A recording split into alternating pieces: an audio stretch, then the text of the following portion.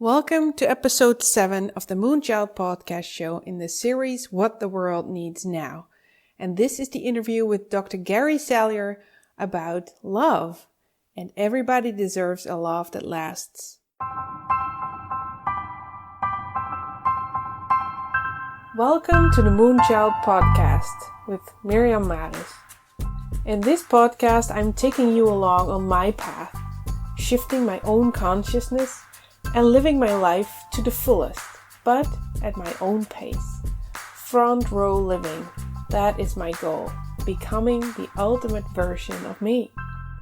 Ever since I was little, I always loved the energy of the moon. It feels soothing, it's slowing me down, and it's making me realize what's actually important to me. Love, connection, and freedom. So welcome.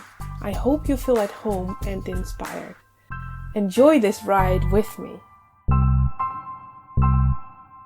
Welcome to the Moonchild podcast show.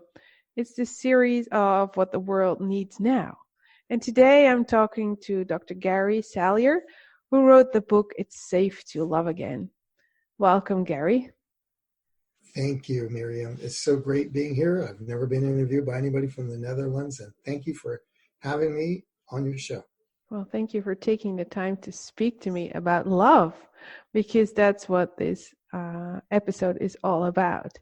Now, you wrote a book called Safe to Love Again, and on your website, your slogan is, everyone deserves a love that lasts. Can you tell us a little bit more about that? Yeah. Well, the book is based in what's called attachment theory, and that's just a fancy term for how your brain got wired to be loved, to love and to be loved. So I talk about the rules for love. Everybody's brain needs to be able to create a really wonderful, great, lasting relationship. And the big reason I wrote the book was because looking at my clients, I see an epidemic of unworthiness out there. People are, a lot of singles get ghosted, get stood up. Online dating is tough. Couples are thinking this is really difficult. It's hard. There's the divorce rate.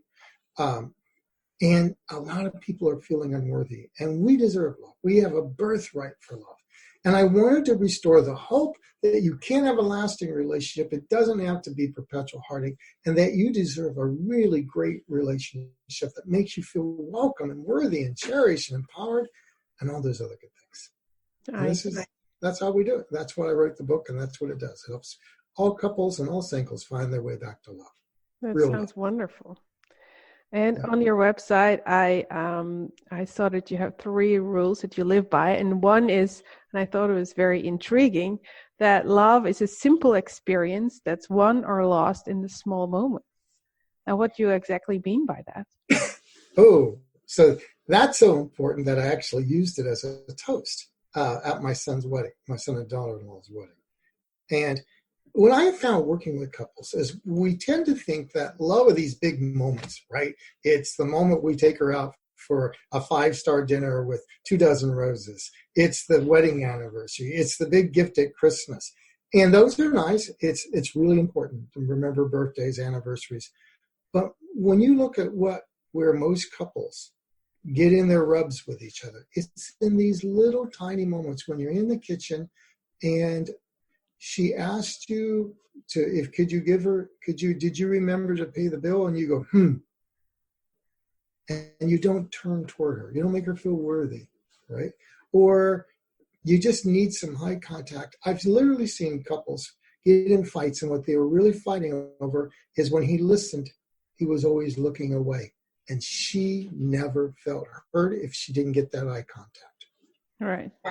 These little moments, do we turn toward? Do we turn against? Or do we turn away? Those moments, if we contract the little moments, these bids for attention, then a relationship goes well. It's in these small moments. And when I work with couples, I look for the small moments.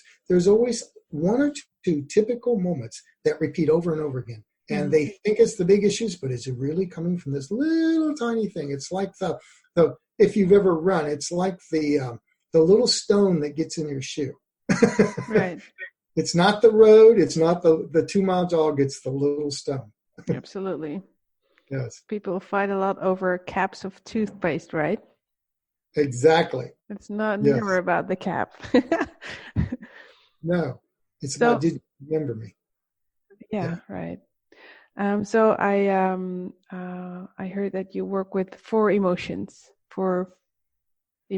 that well, you can better explain than me, right? So what is it that you actually work on? Well, when I'm working with either singles or couples, singles, it's the usual problem is, why do I keep picking Mr. and Ms. Wrong? This person over and over again, and they don't work for me. For couples, it's another version of that. It's as how, why do we keep having the same distancing move or the same argument over and over again? And what I argue is that your brain gets wired to love and be loved by getting 4 key feelings early on in life, usually 0 to 3, certainly 0 to 7.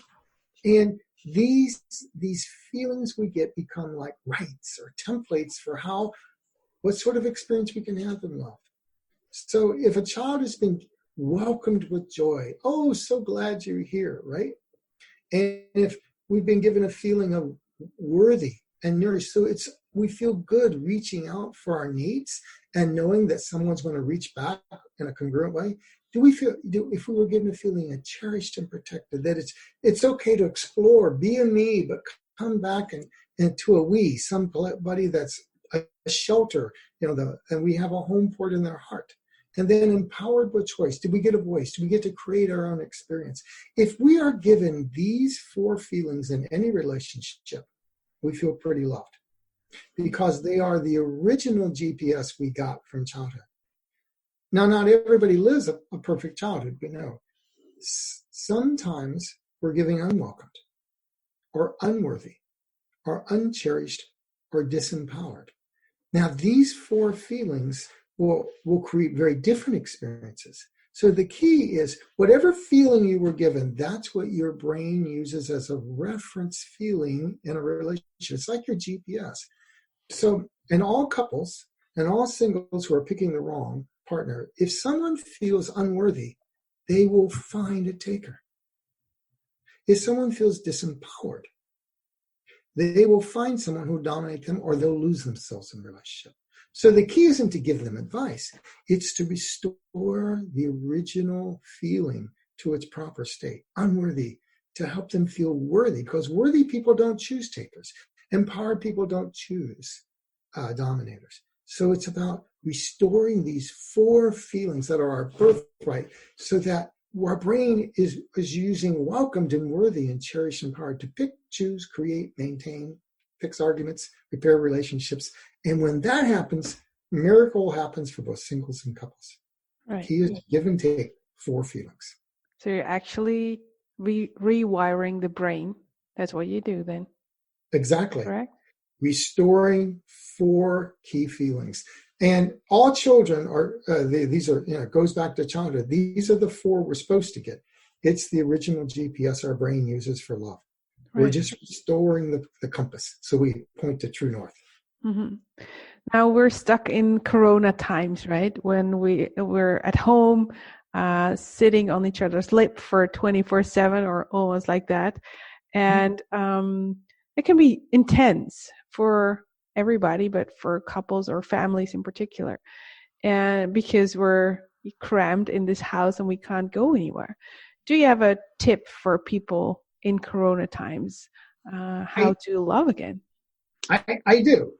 Since we're talking about feelings, and I know that feelings are key in your own work too, right? These, all of us have a certain right to go out and come back, and we're either getting too much separation or too much belonging, too much togetherness.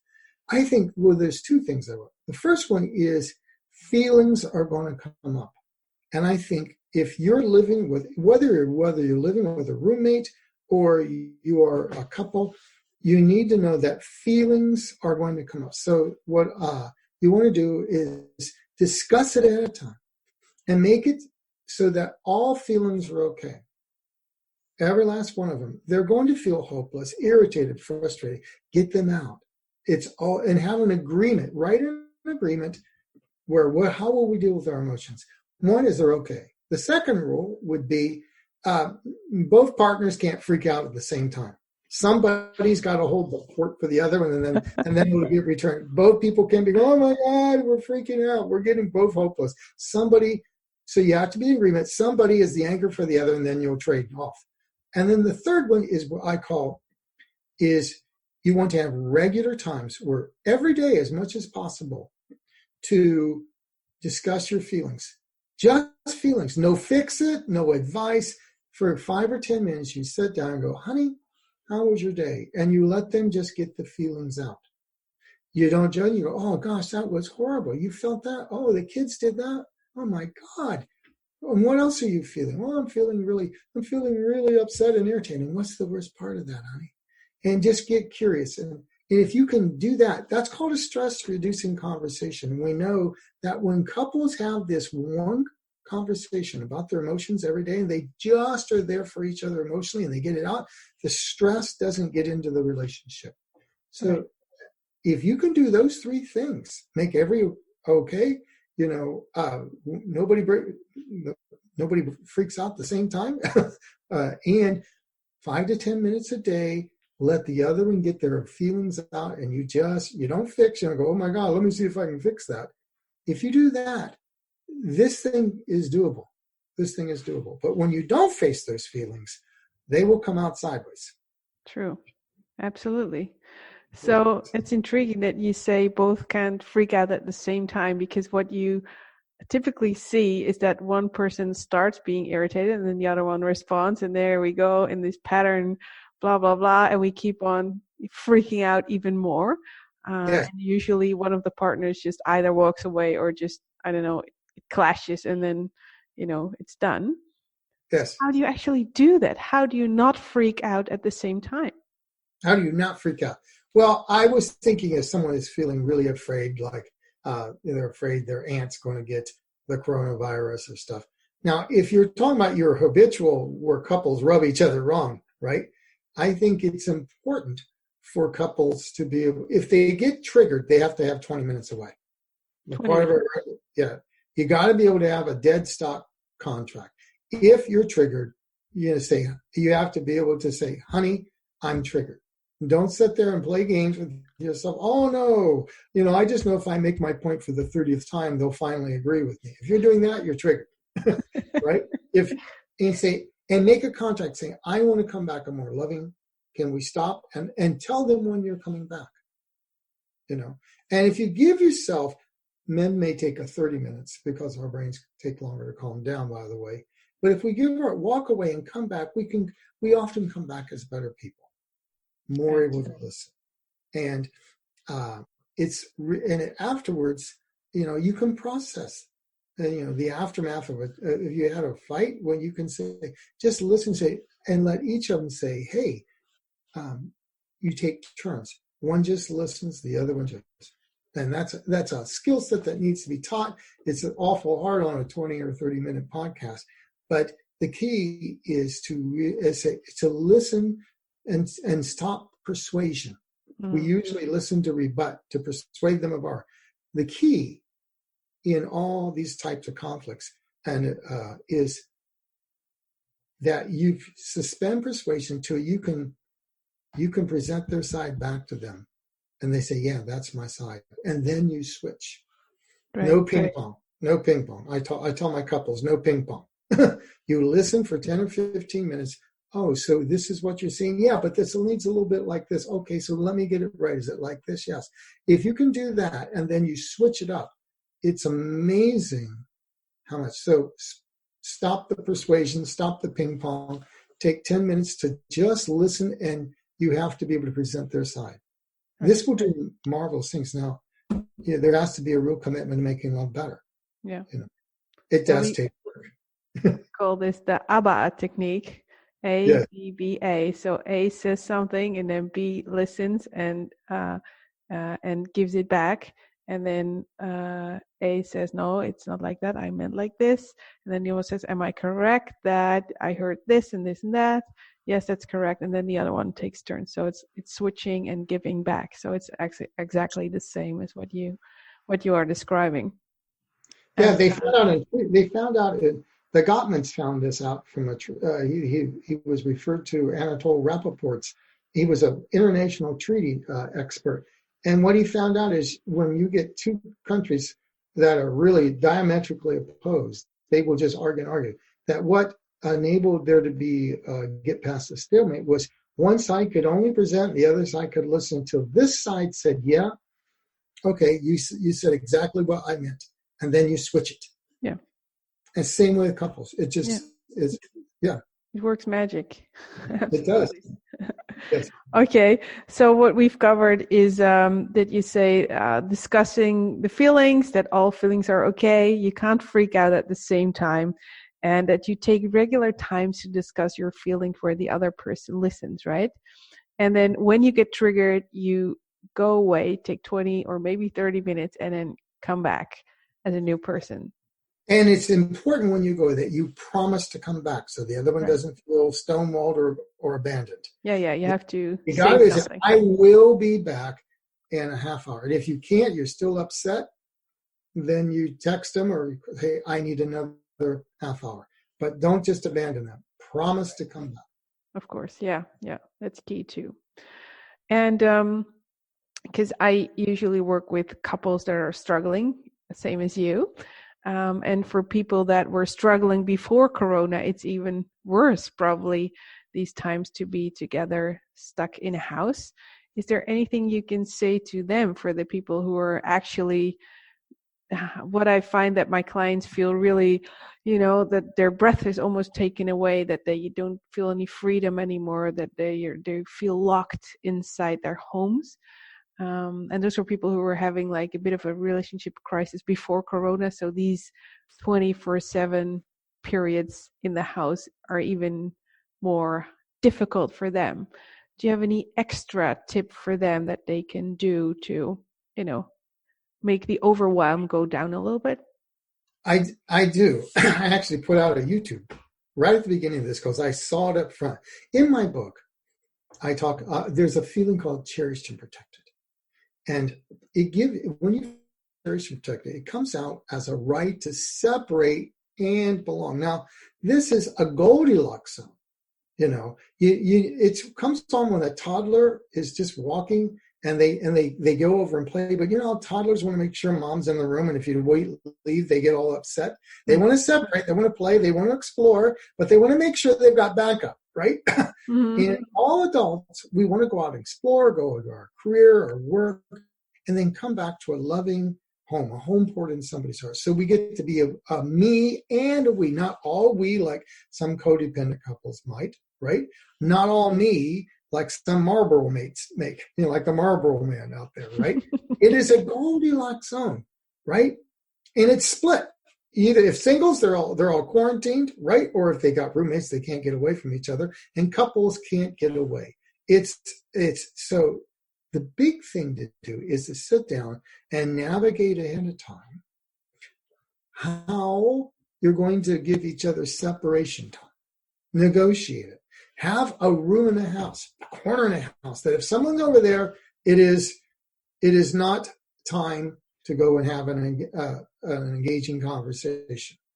They might say, I need an hour or two a day to be by myself to keep my sanity. Honor that, right? If you see them in the room and they're in meditation, honor that.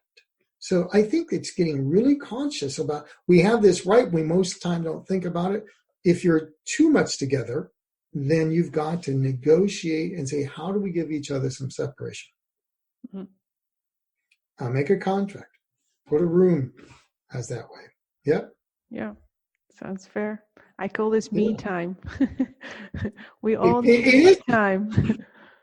We all need me time, because, the thing is most couples are overloading because they use distance in their careers to manage the rub. And now it's like, the old raindrop torture technique. It's happening all day long, and it's too much of a good thing is too much of a good thing.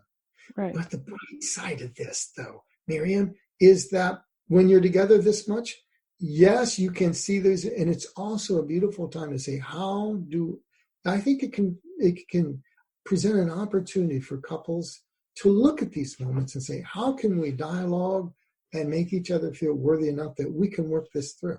I think there's a huge growth opportunity here too. Absolutely. The problem is that if you're stuck in that hole, then it's sometimes hard to see how, right? The how is obviously the most important question when you're stuck in this situation. How are we going to fix this? Because we want to fix this somehow, but we don't know how. Yes. So you've given a couple of tips to actually do that. And if you have some more, I'd love to hear them. But the how is usually the biggest question of this time, I guess. Find out. The one big thing is to go back and when was whatever that feeling is, track it back. How did you feel about separation or belonging as a child? I guarantee you that's what will be coming up. Mm-hmm. Go back to those moments. I know in my own life, I mean, I had a borderline mother. I talk about that in the book. And it was a way easier for me to be up in my room, right? Because it was too dangerous being downstairs. You never know if you get hit. And there's a part of me that when as a kid, I would create all sorts of fantasy worlds, right? Now I've done a lot of working through that, right? But if someone has a wound like that, they might think they feel really lonely. And so when someone separates from them, they think they're being abandoned again, right? Mm-hmm. You have to go, oh, that's that little 5-year-old me that when people separated, they felt abandoned. Right? Yeah. Then you can share and what's really going on underneath. Honey, yeah. I just need to be told you're going away to meditate for half an hour. Let me know. Right. And everyone comes out and walk and say, hey, how you doing? My meditation's over. Right. So you have to look at what you experience as a child in separating and belonging, right? That's what you're saying. Exactly. Okay. And the big thing is discuss how can both people feel empowered and cherished and worthy and welcome. That's I was just talking to a couple last night. They're not talking about their feelings, so he's being a little snarky, mm-hmm. Right? And she doesn't feel welcomed. And it's not her fault there's a coronavirus, right? And he can't go out. Yeah. But they need to, this is why, his feelings of irritation, I can't pursue my life, I can't go dancing, whatever. He's not addressing them and they're coming out sideways. This is why I said up front, it's so important to discuss these feelings every day, whether you feel like it or not, especially for men, right? Yeah. Yes. Well, I'm an introvert too, so for me it's hard as well, but I've learned to do it over the years. It's a skill. You can practice it. It is, and it's a necessary one, Descartes once said, I think, therefore I am. And I've often wondered, what if he had said, I feel, therefore I am? Absolutely. That would have changed a lot, I think. Would have changed the world. Yes. Now it's up to us, huh? To talk about feelings. Yes, these feelings run our life, whether we know it or not, whether we feel it or not, they are there. It's important to do that emotional processing. Absolutely. Now, I always end my interviews to ask the people I interview with their ultimate tip for love, what the world needs now. What's your ultimate tip? We've had a lot, but one. I'm going to make two. The ultimate tip, and it comes from my book, is there are 4 feelings you have to, in a relationship, you have to concentrate on. Just 4. That's doable. You can put them on one little hand. Am I feeling and making my partner feel welcomed with joy? Good morning, gorgeous, all those sort of things. How worthy of having their needs met do I feel, and do I make them feel? How cherished and protected, and how much empowered with choice do I feel and give? If you can track how you receive and give just 4 feelings and do a check-in at the end of the week with each other, how you feel about those 4 feelings, it will revolutionize your relationship. And the biggest thing that comes out of there, the most important of those, I think is worthy. So, every last one of you listening to this, you're worthy of a beautiful, loving relationship that lasts. And don't let anybody tell you that. Don't let any situation reclaim your birthright to love. You deserve it. This is your birthright. You came into the world. Yes. Absolutely. Thank you. And my last question is always, do you have one book to read, one must read, besides your own book, Safe to Love Again? But besides that one book that you'd recommend? Gosh, there are so many beautiful books out there. I've often liked The 7 Principles That Make Marriage Work by John Gottman, right? Mm-hmm. And Hold Me Tight by Sue Johnson. That's a beautiful book. I could go on and on. Anything by Stan Tatkin. So just one. Just one. You can see it's just like there's a smorgasbord back there. Just one. Yeah, I know it's hard. I'll keep it up to Hold Me Tight by Sue Johnson then. That's a beautiful book. That's a beautiful book. Yeah. All right. Thank you so much, Gary. It was a pleasure having you. And, hopefully we'll speak again. And thank you, Miriam. It's a pleasure. You can always have me back. Okay. Lovely to be here with you today. Thank you. For more info, you can always check my website, Miriam with a J, Maris.com, or Google for Maris Coaching. I hope to see you soon. Bye.